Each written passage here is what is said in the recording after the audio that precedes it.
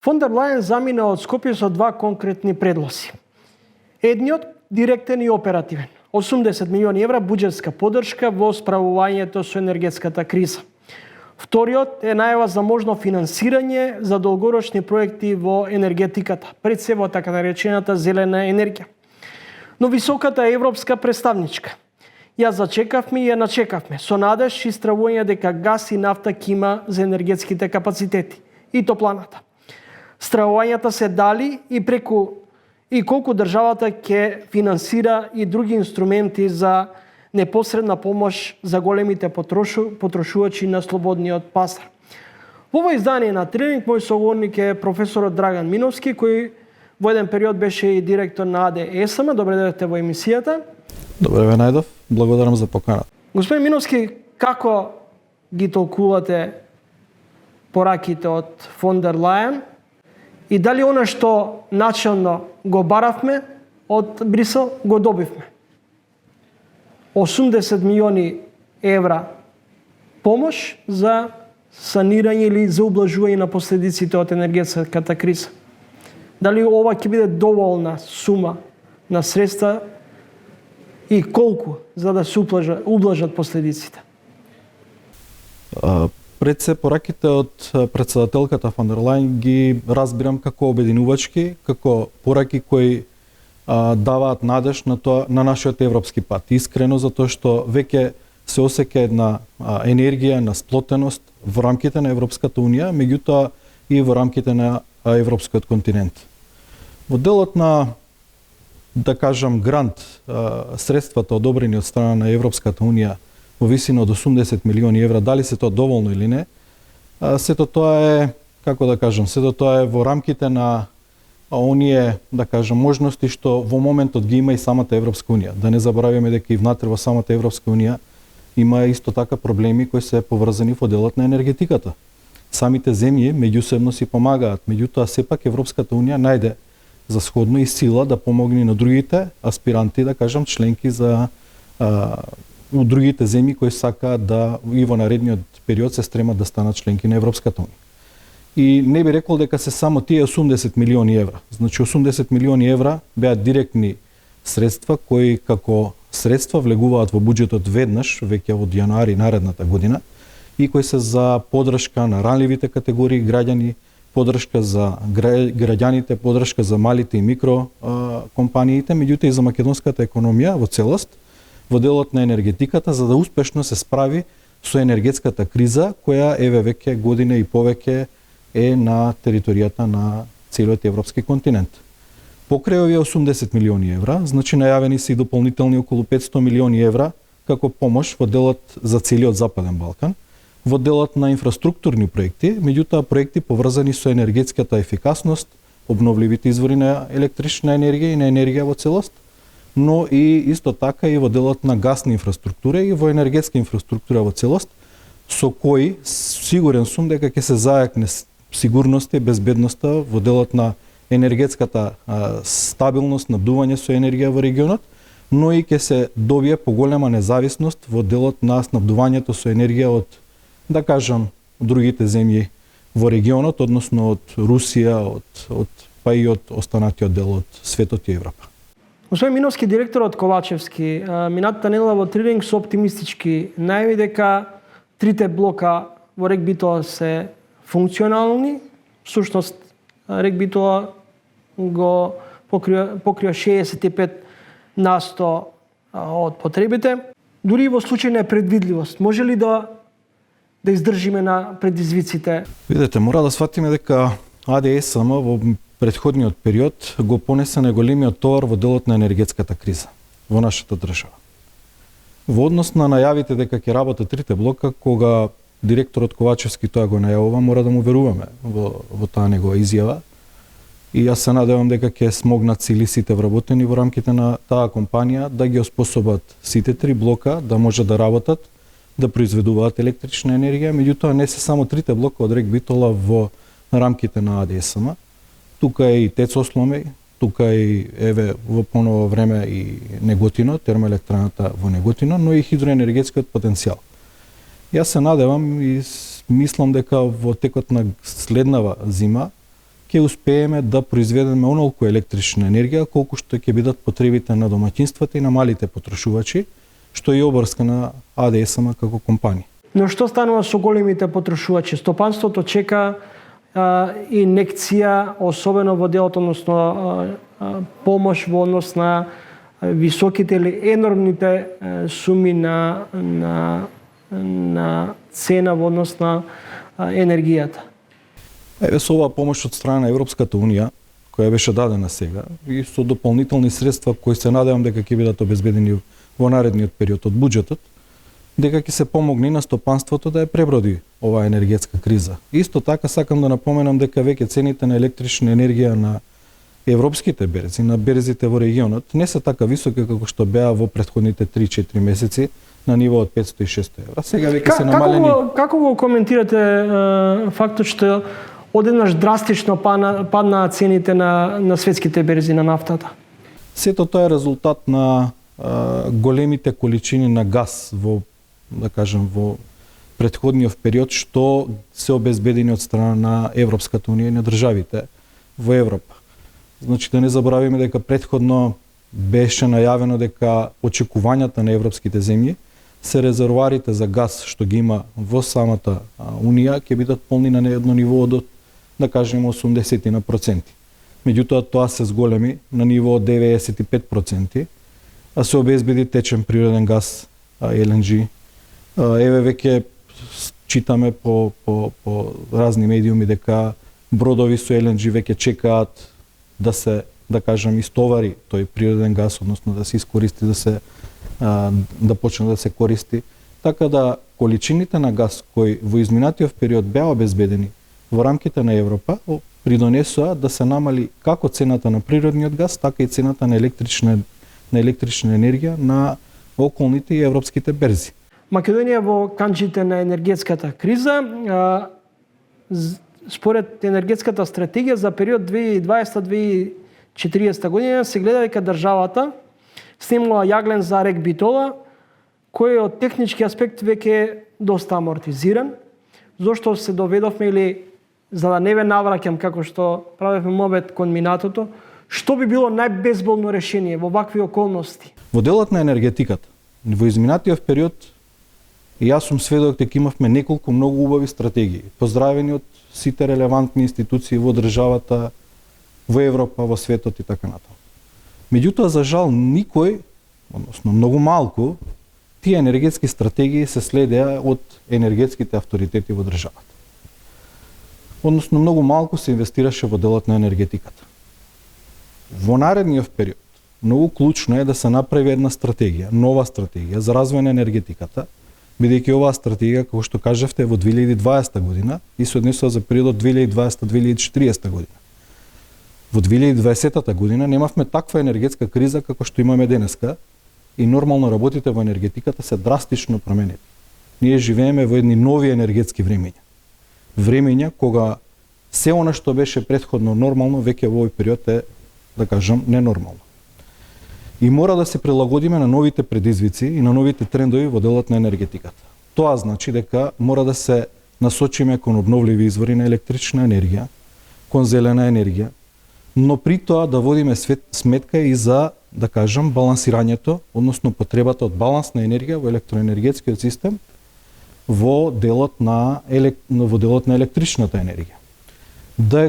Да кажам, направиме новите гасни коридори, како што е, да кажеме, интерконекторот со нашиот сосед Грција, да се вклучиме како што се вклучивме во проектот во Александрополи. Бидејќи со тоа го диверсифицираме нашето снабдување со природен газ и овозможуваме да не бидеме зависни од еден извор, односно да имаме други дополнителни можности кои ќе ни дадат поголема слобода, поголема сигурност и поголема стабилност во делот на енергетиката. При тоа, значи како што кажав и претходно, таа нова стратегија треба да ги вклучи сите чинители во општеството. 3 понуди до ЕСМ за набавка на газ за скопските топлани. Дури ако не се постигне договор во однос на понудите кои се стигнати до ЕСМ, надлежните тврдат дека ќе се користи во тој случај дизелот. Дали тоа е решението? Јас мислам дека решението не е тоа. Мислам дека сепак природниот газ како еколошко гориво треба да се користи во овој период нареден за производство на топлинска енергија. Меѓутоа, доколку нема никаква можност за да нашата држава се снабди со природен газ, ние немаме резервоари за природен газ, тогаш за производство на топлинска енергија во градот Скопје потребно е да се најде решение. Единственото решение е користење на мазут или дизел. Мазутот доколку се обезбеди, тогаш веќе во тие топлани е инсталирана опрема која може да се користи, која овозможува користење на мазут. Меѓутоа, доколку не може да се најде ниту мазут, тогаш дизелот е алтернатива за сите овие, да кажам, извори на енергија. Господин Миновски, да речиси често пати се навраќаме кој е виновен за оваа состојба, бараме алиби секогаш во претходните гарнитури, во претходникот и така натаму. Но што би било најбезболното решение за да го премостиме овој кризен период и конечно да не бидеме како држава увозно зависни? Значи, како што кажав и претходно, потребно е да ги определиме клучните приоритетни проекти во делот на енергетиката во наредниот период. Сите ги знаеме. Чебрен проектот, понатака дополнителни пумпно акумулациони електрани како гасот како транзиционо гориво во делот на производството на електрична и топлинска енергија. Меѓутоа и големи инвестиции во делот на обновливите извори на електрична енергија. Господин Миновски, колку години веќе зборуваме за Чебрен, па и за Галишта? Се согласувам максимално, меѓутоа мора еднаш да го почнеме тој чекор и мора да го изработиме тој проект. Бидејќи тој проект ќе биде столб на енергетиката во наредните години. Дали некој свесно го обструира овој проект? Па не би рекол. Не, мислам дека не. Доколку секој си ја сака државата, не би го обструирал овој проект. Не верувам дека има во државата луѓе кои не ја сакаат. Препознавате ли дека во оваа енергетска криза одредени компании кои се занимаваат со струја профитираат на грбот на граѓаните, па и на одредени компании? Па немам слушнато дека некој профитирал во оваа енергетска криза во делот на енергетиката. Мислам, одредени компании веројатно имаат поголема заработка во делот на поради цените, поради високите цени. Меѓутоа, не можам да посочам дека некој профитирал од оваа енергетска криза. Колку инвестиции, колку фотоволтаични плантажи, за колку време би можеле да бидат поставени за да можат да помогнат во справувањето со кризата? Во делот на фотоволтаичните електрани, сакам да истакнам дека првенствено треба да се даде можност поставување на фотоволтаични електрани на домаќинствата и на индустријските објекти кои имаат одредена потрошувачка на електрична енергија. Секој оној што троши електрична енергија треба да си постави колку што може фотоволтаични електрани на својот кров, односно на објектот каде што има таа потрошувачка. И при тоа треба процедурите да бидат олеснети максимално, посебно во делот на енергетска во овој период кога имаме енергетска криза. Значи, но тука заглавуваме најчесто во бирократско-административните лавиринти. Па, претходната недела се промени законот за градба, каде што се овозможи поставување на фотоволтаични електрани на домовите и на помалите индустријски објекти со поедноставена процедура, со основен проект, само известување до општината и така натаму.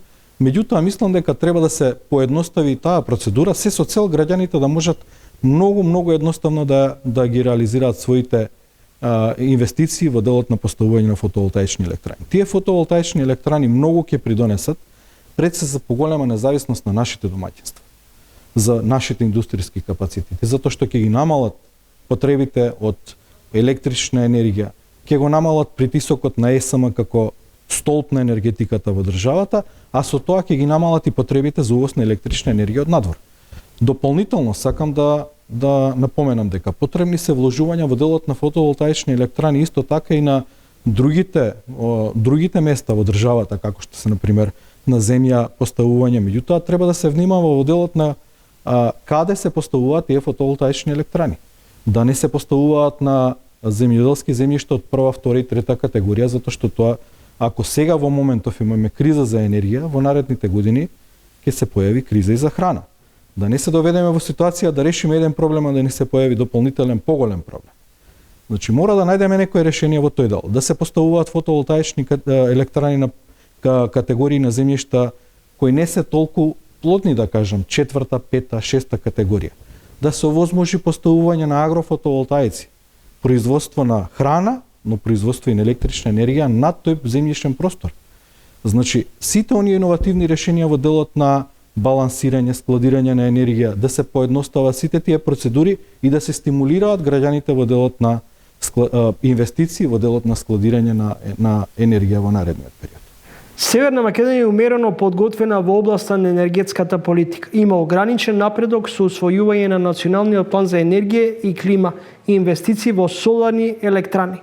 Земјата треба да ја забрза својата транзиција кон обновливи извори и значително да ја намали зависноста од газ, се наведува во извештајот на Европската комисија за напредокот на државата. Колку ние знаеме да ги прочитаме и да ги препознаеме овие пораки од Брисел, а при тоа и брзо да реагираме?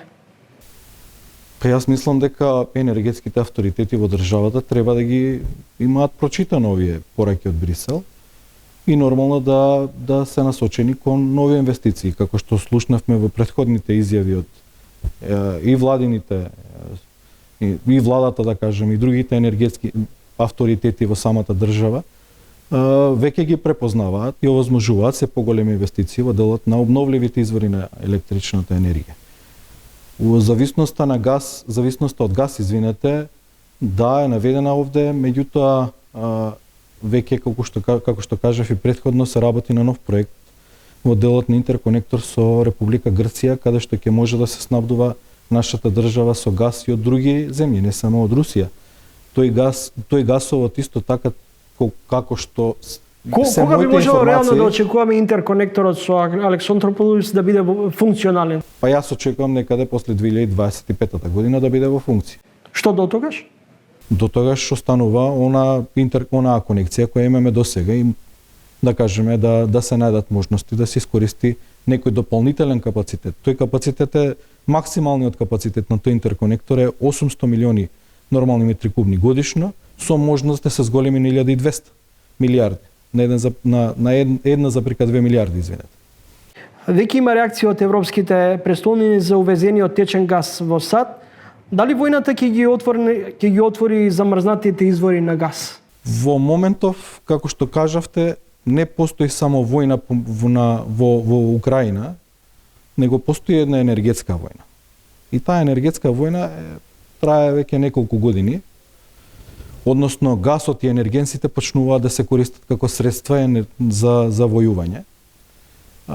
И нормално е сите држави да бараат начин за да се борат на својот пазар, да кажеме, и за да може да ја пребродат таа војна енергетска. Упатените велат дека штом цените ќе пораснат, говорам на енергенсите нагоре, тешко е дека потоа би може повторно да се вратат на старите цени, условно кажем. Па јас не очекувам дека ќе се вратат цените на енергенсите на некое ниво како што беа пред војната агресија во Украина. Меѓутоа, мислам дека ќе се задржат на едно ниво од 100 до 200 евра за мегават час електрична енергија и некаде гасот ќе се движи во некој ранг од 500 до 600 долари, па може би $1000 за 1000 нормални метри кубни во наредниот период, краткорочен да кажем. Ќе биде подносливо да се... Сето тоа ќе влијае многу на економијата и многу на економските движења во Европа и посебно во светот. Како ќе се одрази врз стопанството? Па нормално е да ги зголеми цените на продуктите што се пласираат од страна на стопанските субјекти. Нормално е да влијаат на профитабилноста на самите компании. Така да, веројатно, стопанството ќе реагира со повисоки цени, а тоа ќе предизвика дополнителни ефекти врз целокупната економија во Европа и кај нас. Господин Миновски, на крајот, нема да ве прашам дали сте оптимист или песимист, но зошто и дали воопшто доцна реагиравме со одредени постапки во менаџирањето со енергетската криза? Можевме ли да ја пресретнеме? Знаете како, после војна сите се генерали.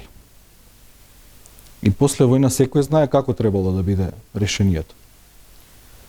Во делот на енергетиката и во делот на енергетската криза може би можело да се насети дека ќе има одредени движења, меѓутоа да се осети и да се знае дека ќе има вакви последици во делот на енергетиката, не верувам дека некаде во Европа постоел некој човек што ги предвидел во целост сите овие активности.